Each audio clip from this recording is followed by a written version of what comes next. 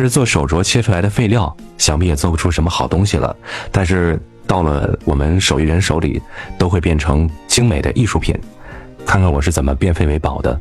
今天要做的这款吊坠是一个莫比乌斯环，如果你沿着它的表面画一条线，会最终回到起点，但同时会覆盖整个双侧表面。这么说你可能没听明白，等做出来后就知道了。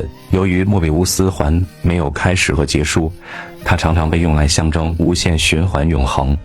这款吊坠的环环相扣，也寓意时来运转，永结同心。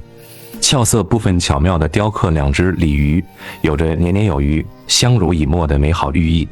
这是一位大哥要送给妻子的38妇女节礼物。